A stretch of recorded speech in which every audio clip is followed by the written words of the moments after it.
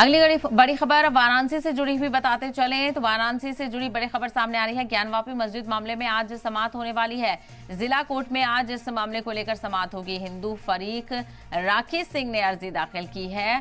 बंठ 8 तहखानों को खोलने की मांग की गई है। तो जो 8 तहखाने बंद हैं उनको खोलने की मांग की गई है। तहखानों का नक्शा भी लगाते हुए कहा है कि अन्य गुप्त तहखाने जो तहखानों के अंदर है उनका भी सर्वे करने की मांग की गई है। अपील में कहा गया है कि ज्ञानवापी का पूरा सच उजागर होना चाहिए जिससे लोगों को सच्चाई का पता लग सके।